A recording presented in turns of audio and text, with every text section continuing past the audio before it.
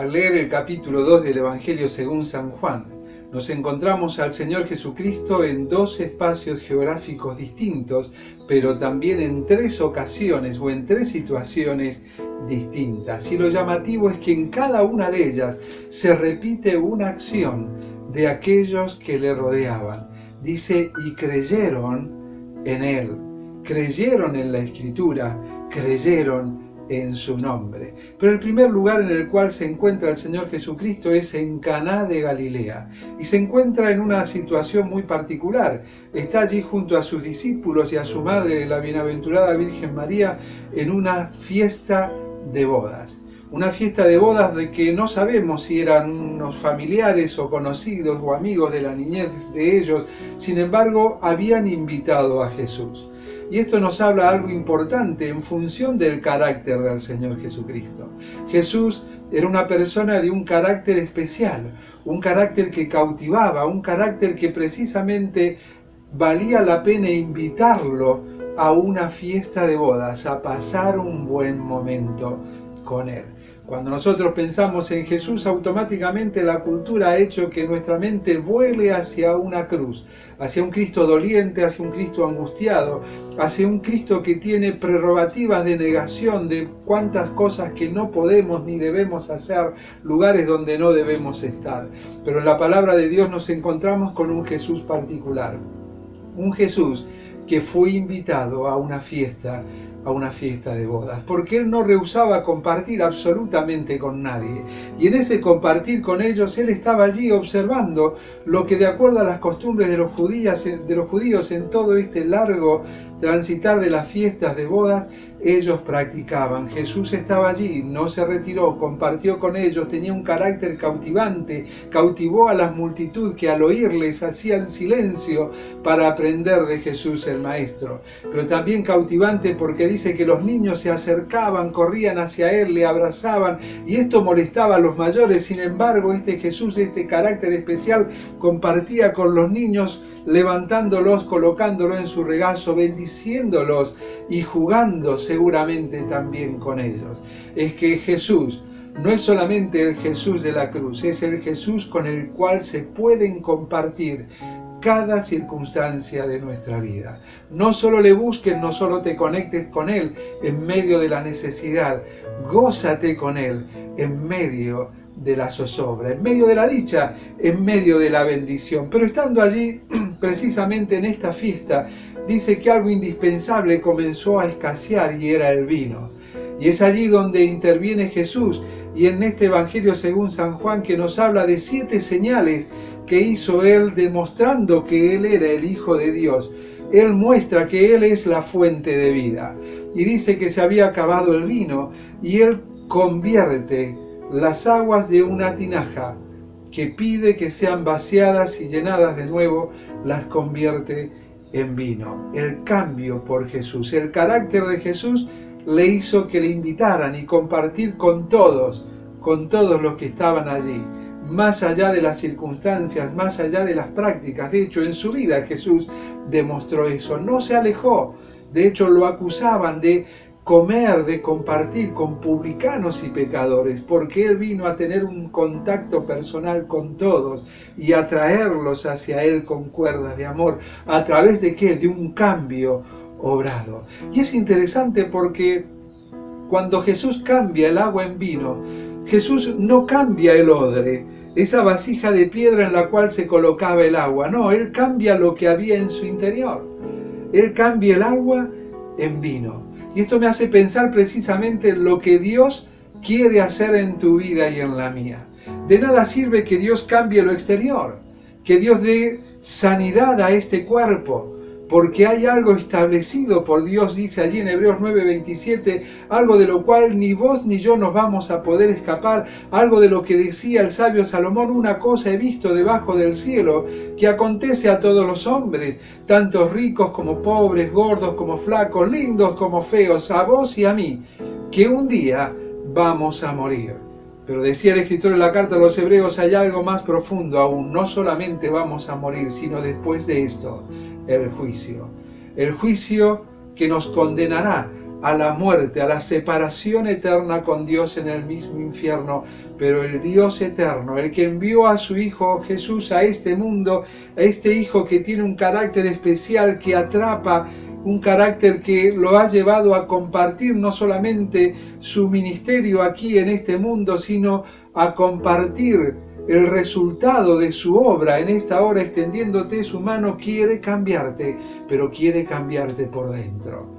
Él quiere cambiar aquello que en esencia vos y yo tenemos. Somos pecadores y eso nos separa eternamente de Dios. Y solamente puede ser cambiado cuando Él, habiendo perdonado nuestros pecados, habiéndonos redimido por medio de su sangre, nos quita toda la maldad, todo el peso, toda la carga y nos llena de paz, de perdón y de la seguridad de la promesa de la vida eterna. El vino en la Biblia es símbolo o tipo del gozo, lo que Dios produce en tu vida cuando Él la cambia. Pero ¿sabés qué es lo maravilloso? Dice el verso 11 del capítulo 2 que estamos meditando en esta hora, dice: y creyeron, cuando vieron esto, cuando vieron estas señales, creyeron en Él. Y quizás te estás preguntando, ¿qué señal tengo que ver para creer en Dios? Déjame decirte que no hace falta que Dios descienda desde los cielos y haga un milagro maravilloso a tu vista, sino simplemente que mires alrededor o que aprendas a escuchar. Porque sabes, lo que te contamos es lo que Dios hizo en mi vida. Yo vi lo que Dios hizo en otras vidas. Ese cambio al haberse conectado personalmente con Dios. Ese cambio que hizo que creyera en Él. ¿En quién? En aquel que descendió desde los cielos, que vino a este mundo a ocupar tu lugar y mi lugar en la cruz para perdonarnos, para vaciarnos de toda la impureza de nuestro pecado y darnos paz, perdón y vida eterna. Es solo Jesús el que puede cambiar tu vida. Pero Jesús parte de allí y va rumbo a Jerusalén. Y va rumbo a Jerusalén precisamente porque era un momento especial, era la fiesta de la Pascua. ¿Sabes? En 3 ocasiones se relata que Jesús, en obediencia, fue a Jerusalén en el tiempo de la Pascua, como se acostumbraba. Él fue allí, su última Pascua fue donde le crucificaron, pero por sobre todas las cosas, Él se encaminó desde Caná de Galilea hasta Jerusalén en obediencia. Y estando allí, dice, ¿qué es lo que hace primero Jesús? Va al templo y comienza a observar. Y comienza a observar cómo todos hacen negocio con su Padre, cómo todos hacen negocios en nombre del Señor. Y para que ellos pudiesen cubrir los costos de aquel impuesto que debía pagarse al templo, dice que habían cambistas que hacían negocio. ¿Sí? Que si podemos llevarlo al tiempo de hoy, que si el dólar estaba a 100, ellos lo vendían a 150, porque todos querían y tenían que en ese tiempo que pagar precisamente el impuesto en la moneda local. Y ellos hacían negocios, vendían cosas dentro del templo para que ellos pudiesen conectarse con Dios. Sin embargo, el Señor Jesucristo, observando esto, se ocupa fervorosamente en ordenarlo. Dice que Él tira la mesa de los cambistas y comienza a ordenar. Y ese orden viene como resultado del celo. Él era celoso de la casa de su Padre. Y Él les dice, mi casa de oración será llamada, y ustedes las han convertido en una cueva de ladrones, ¿sí? En una casa de mercado donde negocian con el nombre de Dios, donde negocian las bendiciones de Dios. Es que precisamente Jesús allí comienza a mostrarnos que Dios no ha venido a conectarse con el hombre a través de los negocios. No hagas negocios con Dios. Dios no vino para que hagamos negocios con Él.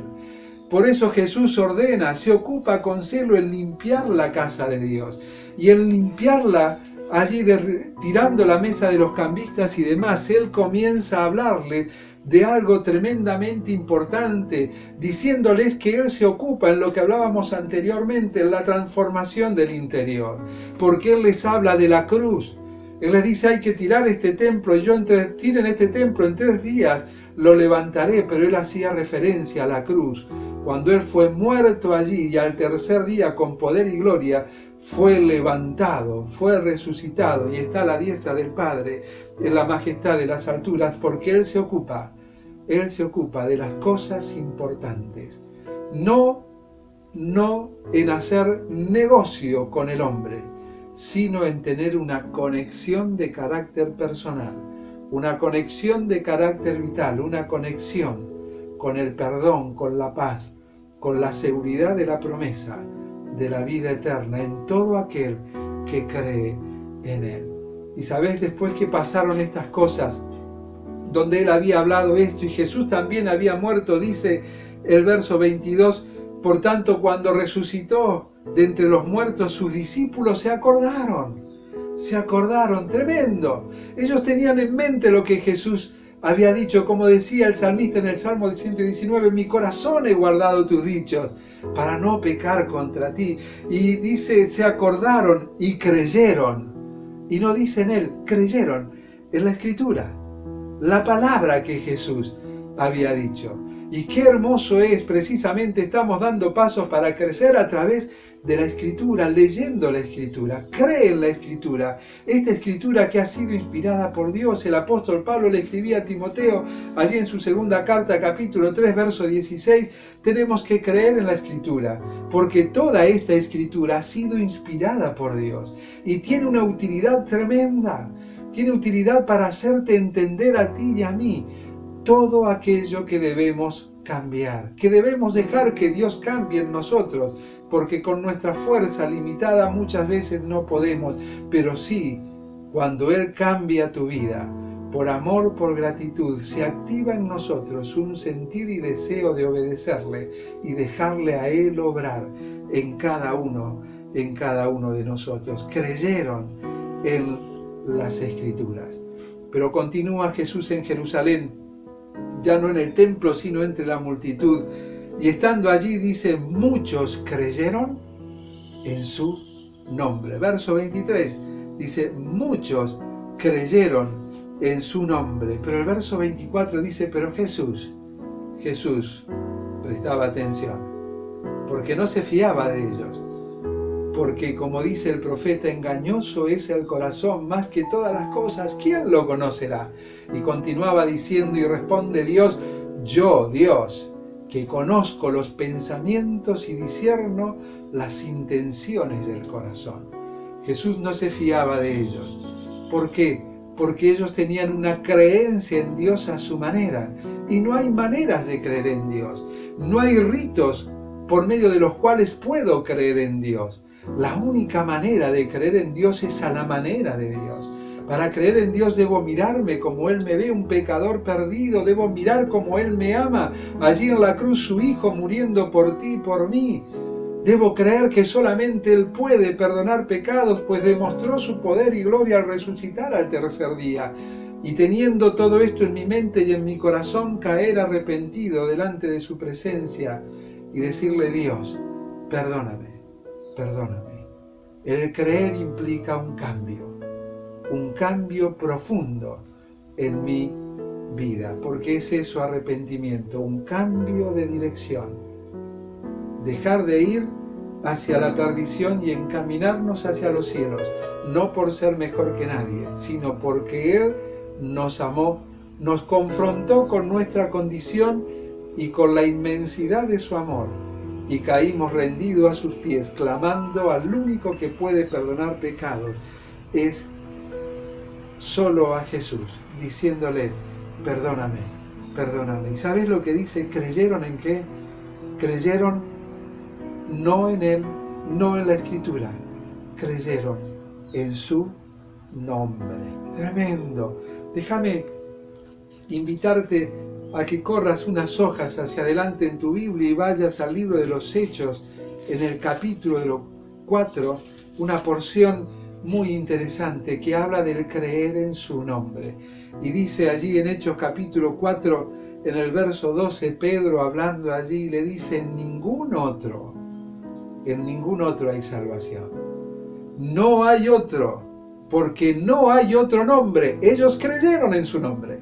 No hay otro nombre debajo del cielo dado a ningún hombre, ningún ser humano, hombre ni mujer, en que podamos ser salvos, en que podamos ser salvos, solo en Jesús. Es por eso que en este paso para crecer, te invito a mirarte hacia tu interior, a contemplarte como Dios te ve, a contemplar hacia afuera, pero no a los demás para compararte que sos mejor o peor que otros, sino a mirar la cruz, donde Jesús, el justo, murió por tus pecados y los míos. Y si has caído rendido ante sus pies pidiéndole perdón, es el tiempo de decirle: Señor, gracias, gracias, porque solo en tu nombre encontré paz, perdón y la provisión de la salvación. Pero si aún no lo has hecho, te invito a que en esta hora puedas cerrar tus ojos y decirle con tus palabras: Dios, reconozco que soy un pecador y que por mis pecados merezco la condenación en el infierno, pero también reconozco que en una cruz tú moriste por mí, pero también reconozco que resucitaste y eres el único que puede perdonarme, porque no hay otro nombre bajo el cielo dado a los hombres en que pueda ser salvo. Perdóname, perdóname, creo en ti.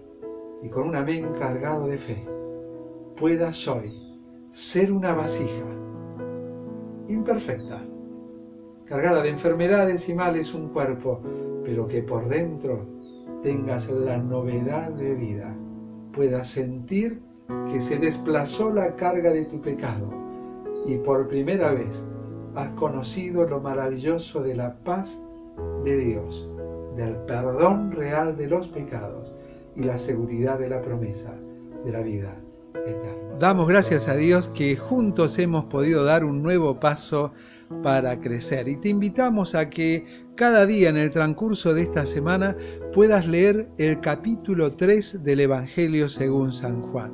Y si aparecen dudas o preguntas, anótalas en un cuaderno y envíanosla por las redes sociales o a través de WhatsApp, y gustosamente dedicaremos un tiempo a responderte a la luz de la palabra de Dios. Y si aún no tienes un ejemplar de la Biblia, la palabra de Dios, recuerda de enviarnos un WhatsApp diciendo: yo quiero una Biblia, ¿sí?